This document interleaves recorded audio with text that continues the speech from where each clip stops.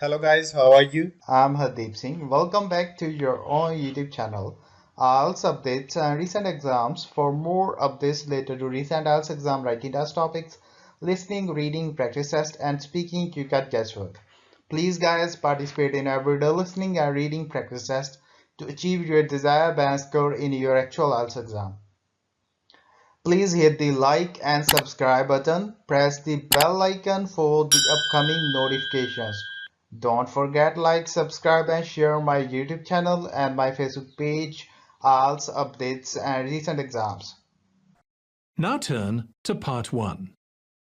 You will hear a conversation between a man and a receptionist on the subject of joining a surgery. First, you have some time to look at questions 1 to 5.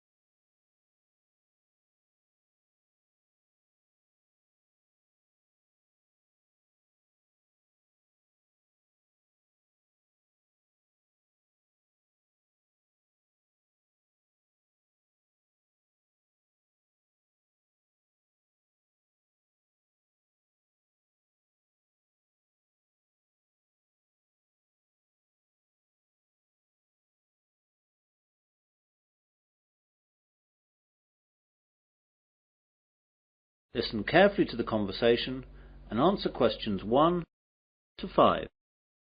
Hello, I've just moved to Melbourne for a new job and I've been advised to register with a new doctor for my family and myself. I think that this surgery is the nearest one to where I live. What's the name of the road that you live in, sir? Dawson Road. Yes, that's in our area. Would you like to register with us now? Yes, please. Right, I'll just have to take some details. First of all, could you give me your name? It's Mike Jacobs. Jacobs. And your family? My wife's name is Janet and I have one little boy whose name is Rod. Ron? No, Rod. R-O-D. Good, that's fine. And what is your address here in Melbourne? 52 Dawson Road, Highfield, Melbourne. Highfield. Highfield.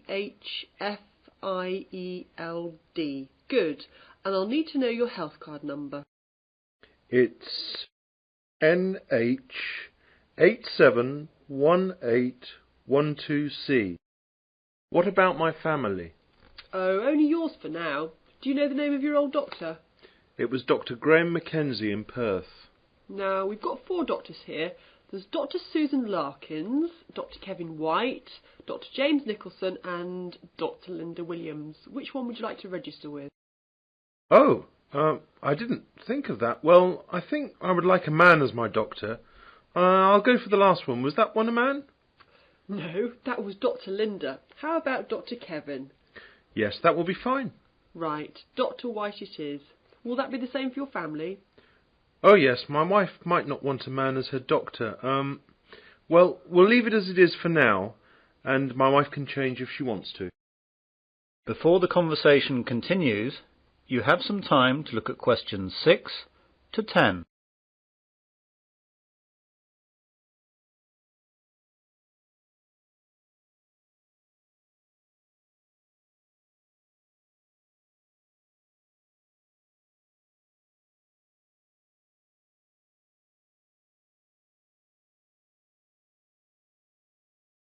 Now listen carefully and answer questions 6 to 10. I'd like to make an appointment now for my wife. She wants to come in at the end of the week. How about this Friday morning? That's Friday the 21st. I don't think she can make the morning. Any openings in the afternoon? There are appointments available at 2, 2:30 and 3:30. We'll take the first one, please. OK, that's done. Oh, and what shall my wife do if she wants to switch doctor? She can just give us a call here. Do you want to take the number down? Yes, please. It's 72539829. Can you give me your name, please? My name's Angela, but there are two other girls who might be on duty as well. Their names are Elizabeth and Rachel, but it doesn't matter who's on duty. Anyone can take care of it. Now, what do we do if we need to call out a doctor during the night? We've got a rotation system with the doctors in the area. There's a mobile number you can call and that'll get through to the doctor who's on duty. What's that number? It's 0506 759 3856. Got that. I didn't ask about any charges. Like all Australia, prescriptions have to be paid for at the chemist at the prevailing rate. Some things like vaccinations for travel and insurance report we make a standard charge for, and I can give you a price list for those. Consultations, though, are under the National Health Service, so they'll be free. Great. Well, that's all. Thanks and goodbye. Goodbye. That is the end of Part 1. You now have 1 minute to check your answers to Part 1.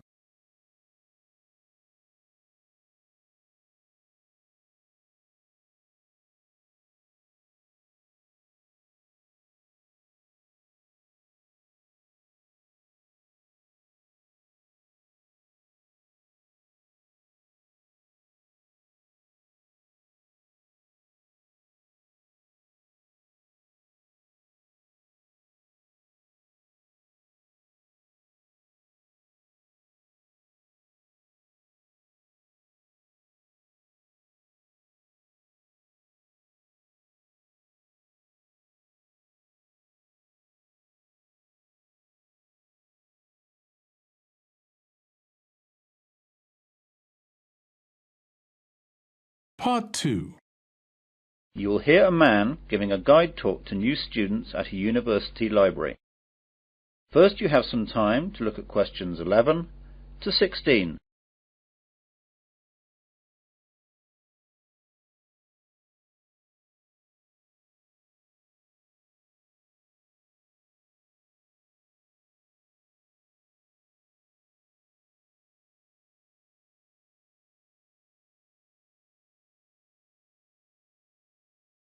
Now listen carefully to the guide talk and answer questions 11 to 16. Good morning, everyone. I'd like to welcome you all to Wesley University Library. This is a 20-minute tour around the library to show you all the facilities and all you'll need to know to start off your life here as a student at the university. What I'll start by doing is telling you about what you need to do to join the library. Then I'll briefly tell you about our facilities, and then I'll guide you quickly round and show you everything. So, to join the library, you need to go to the reception between the hours of 9 AM and 5 PM. After that, the reception closes, though all the other facilities will stay open until 10 PM. At the reception, they'll give you an application form. After you fill that in, you'll have to give us the fee of £5, which you have to give us every year that you're a member of the library. We will also need to see your university card to confirm that you're a student of the university. And finally, we'll need 2 passport photos, one for our records and the other for your library card. You will need to do all this as soon as possible so you'll be able to use the facilities at once. I'm sure your workload will begin to build up soon. Now, let me tell you a bit about the facilities. The library opens daily from 8 AM to 10 PM, though, as I told you earlier, the reception operates only between the hours of 9 AM and 5 PM, although this is extended to 6:30 PM on Fridays to give students more time to organise their book requirements for the weekend. The reception is closed on Sundays. Undergraduate students are permitted to take out 4 books at any one time, and each book may be borrowed for a period of 2 weeks. Postgraduates may borrow 6 books at a time. Borrowing time can be extended by a period of 1 week per book if the student comes into the library in person with the book in question so it can be re-stamped. We do not renew book borrowing over the phone. If you are late in returning any book, then you will be charged a fine of £2 for every week that you are late. You won't be able to take out any other books until this fine is paid. This is not a method of earning money for the library, but merely what we have to do to ensure that all students have access to all the books that they will need. You now have some time to look at questions 17 to 20.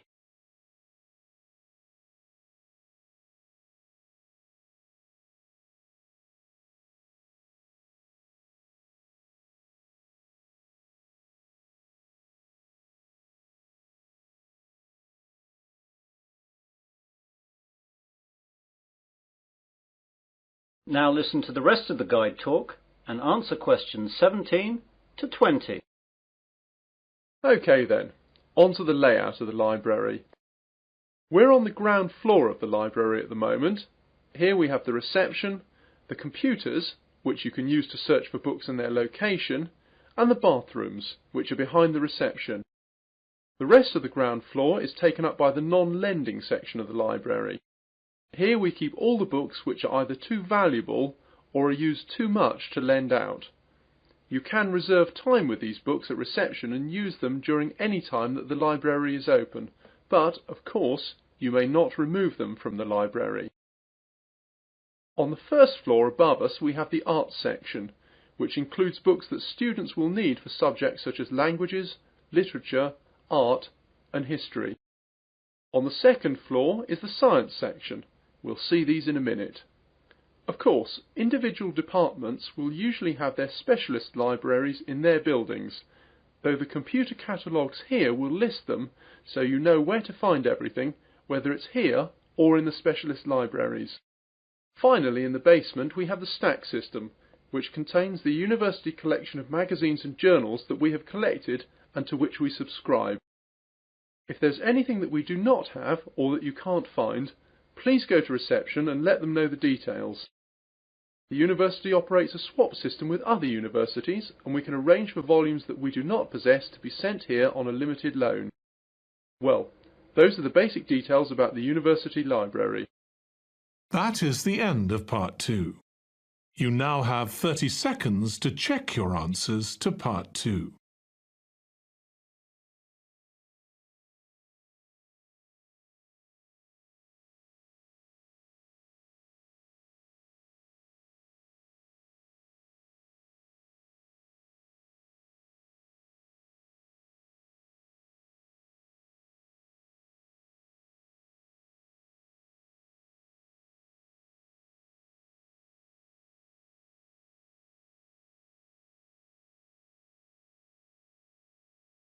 Part 3.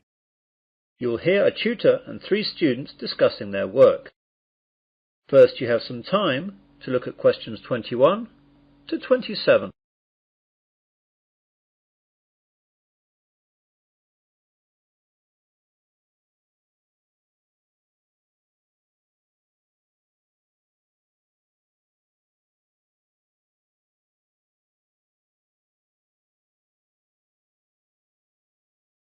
Now listen carefully and answer questions 21 to 27.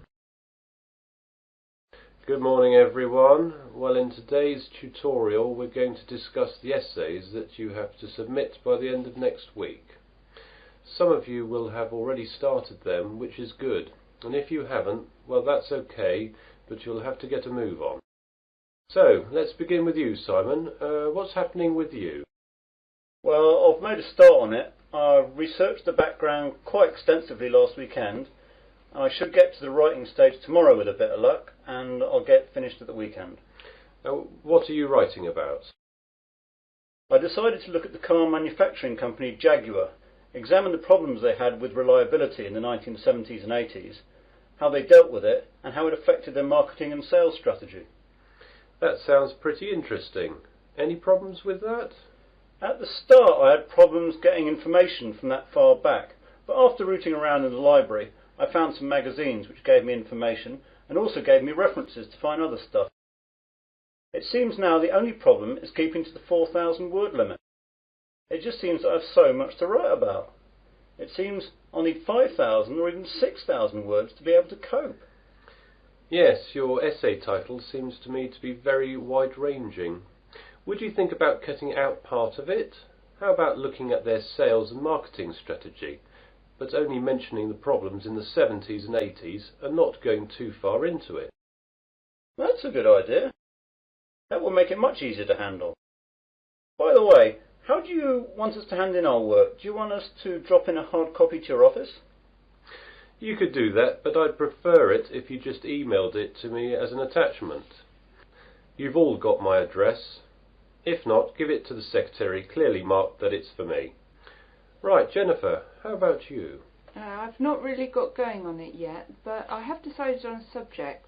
I'll try and do some research during the rest of this week, and I should get writing this weekend.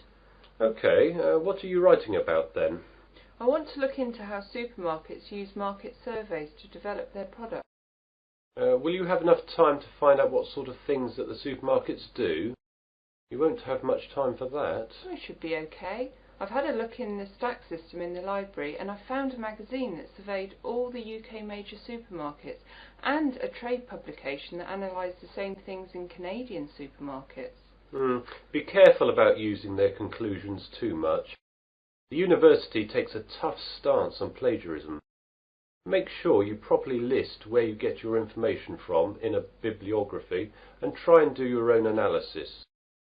Get going too, as that analysis will take a bit of time. Okay, thanks. You now have some time to look at questions 28 to 30.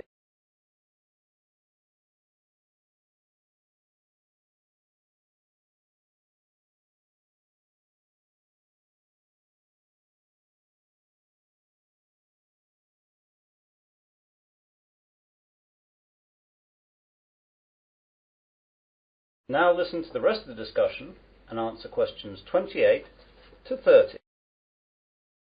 And Melanie, how is your work going? I'm a bit behind, I'm afraid. I was sick all last week and the weekend with flu. I've got a subject, I think, but I've not done any work on it yet. Is there any chance I can get an extension to the submittal date? The policy of the department is not to give any extensions unless there are extenuating circumstances. Do you have a doctor's certificate or anything? I went to the doctor's, but I didn't get a note as I didn't realise I would need it. The doctor will have a record of me, though, as I got a prescription. I'll go back and get one. Yes, do. If you get one, then there shouldn't be a problem getting an extension. Without it, though, you'll be in trouble. What subject are you considering, anyway? I thought I'd do an overview of the UK mortgage interest rates and their effect on housing sales trends over the last 10 years. I thought it might be of interest because of the huge increases of house prices over the last decade. Certainly an interesting subject, and it should be no great problem getting information, as this has been fairly well documented. It's a lot of work again, though, and you'll really need to get cracking on it, even with the extension, if you get one. Well, I've not got much on for the rest of the week, and I've set aside the weekend to really get to grips with it. Good. Now, is there anything else? That is the end of part 3. You now have 30 seconds to check your answers to part 3.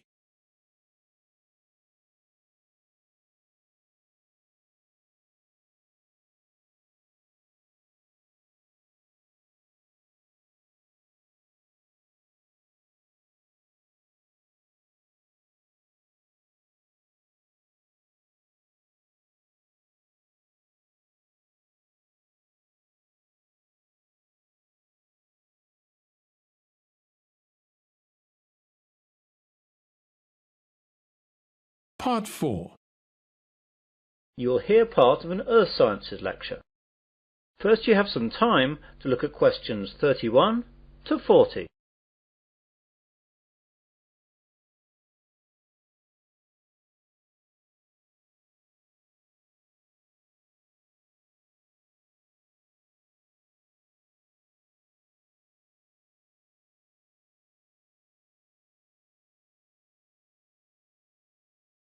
Now listen carefully and answer questions 31 to 40. Good afternoon and welcome to this Earth Sciences lecture. Today we're going to look at tidal waves, or more correctly, tsunami. Deep below the ocean's surface, tectonic plates collide, and every once in a while these forces produce an earthquake. The energy of such submarine earthquakes can produce tidal waves, which radiate out in all directions from the epicenter of the quake, moving at speeds of up to 500 miles per hour. When these waves reach shore, they can cause enormous destruction and loss of life. Tidal waves are actually misnamed. They are not caused by tides. A more accurate word for them is the Japanese name tsunami, which means harbour wave. They are also sometimes called seismic sea waves, since they can be caused by seismic disturbances such as submarine quakes. However, that name is not really accurate either, since tsunami can also be caused by landslides, volcanic eruptions, nuclear explosions, and even impacts of objects from outer space, such as meteorites, asteroids, and comets. Earthquakes, though, are the largest cause of tsunami. Tectonic plates cover the world's surface, and their movement can be detected anywhere in the world. Some areas of the world are more prone to greater movement, and it is in these places that the largest waves can occur. Large vertical movements of the Earth's crust occur at plate boundaries, which are known as faults. The Pacific Ocean's denser oceanic plates are often known to slip under continental plates in a process known as subduction. And subduction earthquakes are the most effective in generating tsunamis. A tsunami can be generated by any disturbance that displaces a large water mass from its equilibrium position. In the case of earthquake-generated tsunamis, the water column is disturbed by the uplift or subsidence of the sea floor. Submarine landslides, which often accompany large earthquakes, as well as collapses of volcanic edifices, can also disturb the overlying water column as sediment and rocks slump down, and are redistributed across the sea floor. Violent submarine volcanic eruptions can create an impulsive force that uplifts the water column and generates a tsunami. Conversely, supermarine landslides and cosmic body impacts disturb the water from above as momentum from falling debris is transferred to the water into which the debris falls. Generally speaking, tsunamis generated from these mechanisms, unlike the devastating Pacific-wide tsunamis caused by earthquakes, dissipate quickly and rarely affect coastlines distant from the source area. Tsunamis are very hard to detect, since they cannot be seen when they are in the deep ocean. The distance between two wave crests can be 500 kilometers, and because of this, the wave height is only a few feet.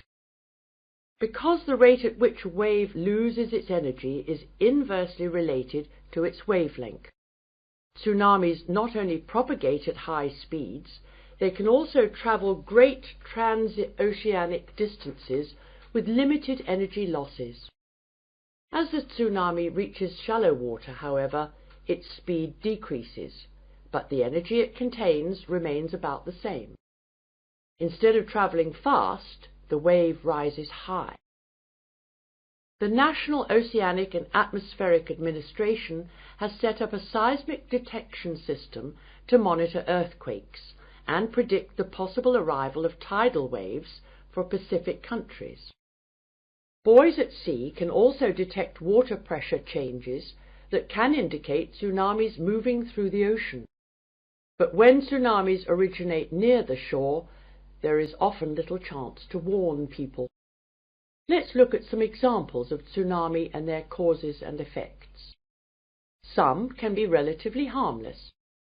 In 1992, an offshore landslide caused a tidal wave of only about 3 feet high that struck at low tide, so Humboldt County, where it hit, got off easy with no casualties.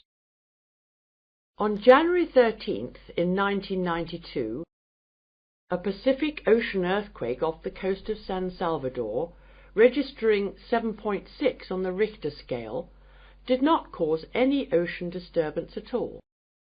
However, a recent tidal wave which struck Papua New Guinea on July 17, 1998, was 23 feet high and killed at least 1,200 people. This wave was caused by a magnitude 7.1 submarine earthquake. On July 17, 1998, a Papua New Guinea tsunami killed roughly 3,000 people. A huge underwater volcanic eruption 15 miles offshore was followed within 10 minutes by a wave some 40 feet tall. The villages of Arop and Warapu were destroyed. One of the worst tsunami disasters engulfed whole villages along Sanriku, Japan, in 1896. An underwater earthquake induced a wave of 35 feet, drowning some 26,000 people. Finally, about 8,000 years ago, a massive undersea landslide off the coast of Norway sent a 30-foot wall of water barreling into the uninhabited north coast of Europe. If this were to recur today, as scientists say it could, almost anywhere in the world it would cost billions, if not tens of billions of dollars, to repair the damage to coastal cities and kill tens of thousands of people. That is the end of part 4. You would now have 10 minutes to transfer your answers to the answer sheet. So guys, don't forget like, subscribe and share my YouTube channel and my Facebook page. IELTS updates and recent exams. For more updates related to recent IELTS exam writing as topics, listening, reading, practice test and speaking, you got guesswork. Please guys, participate in everyday new IELTS listening and reading practice tests to achieve your desired band score in your actual IELTS exam. For more IELTS material, visit my official website www.ieltsupdatesandrecentexams.com. The link is given below in the description. If you need PDF files of latest IELTS material, then please join my Telegram channel. So guys, please write your score below the comment section. Again, thanks for listening. God bless you all guys. Stay tuned, stay safe.